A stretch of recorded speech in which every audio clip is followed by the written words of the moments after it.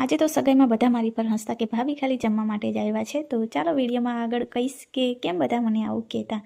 તો hello friends, good morning, જય માતાજી. તો સવારના 8:30 થઈ ગયા છે અને પાણીનું કામ પૂરું થયું છે. હવે ઘરની સાફ સફાઈનું કામ મારે ચાલુ છે. તો બેડરૂમની સાફ સફાઈ હું કરી આવી છું અને હવે હું આવી છું હોલમાં સફાઈ કરવા માટે. તો હોલ મારે છે ને સવારમાં બહુ ઉથલ-ફૂથલ કરેલો હોય, કારણ કે છોકરા ત્યાં જ ઊંઘતા હતા એન્ડ ટીવી પણ ત્યાં જ જોતા હોય સોફા પર બેઠા બેઠા, એટલે સોફાની હાલત બહુ ખરાબ કરી નાખે છે. તો અડધો કલાક મહેનત કરીને ઘરની સફાઈ મારી થઈ ગઈ છે અને સાઈડમાં ટીવી ઓન કરીને કંઈ પણ ભજન એવું તેવું ચાલુ કરીને પછી હું સફાઈ કરું છું. અને આજે છે સન્ડે, એટલે હેર વોશ પણ કરી દીધા છે એન્ડ પછી હું આવી ગઈ છું માતાજીની પૂજા કરવા માટે. તો આજે મારા ગામમાં છે ને નજીકના ઘરમાં જ મારા દિયરની સગાઈ છે, એટલે ત્યાં જવાનું છે. તો નણંદ બધા આવશે, નણંદ જીજાજી બધા. તો એમના માટે મેં સવારમાં બનાવી દીધું છે દાળ ભાત અને પછી તૈયાર થઈને હું ગઈ છું સગાઈમાં. તો સગાઈમાં ખાલી 15 મિનિટ બેઠી અને મારી આસ્થા થઈ ગઈ બીમાર, એટલે એને લઈને હું ઘરે પાછી આવતી રહી હતી. એટલે પછી બપોર પછી જ્યારે હું જમવા ગઈ ને ત્યારે બધા મહેમાન ભેગા થયા હતા અને હું ગઈ હતી ત્યારે બહુ ઓછા લોકો હતા, એટલે એ લોકોએ મને જોયું જ નહીં. એટલે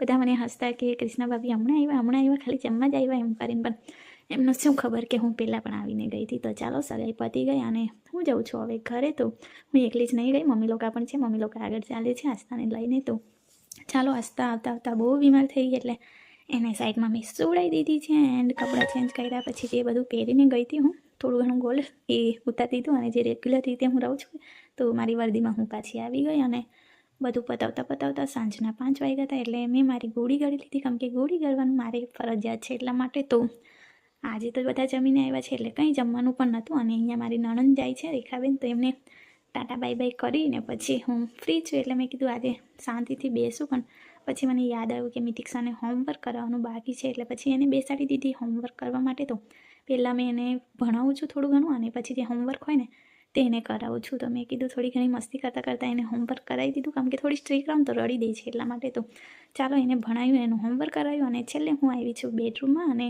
અહીંયા હું રામ નામ લખું છું, કેમ કે હું રોજ લખું છું, સારી બુદ્ધિ આવે અને જે પાપ કર્યા હોય એ થોડા ઘણા ઓછા થાય એટલા માટે. તો ચાલો બાય બાય, જય માતાજી, ગુડ નાઇટ.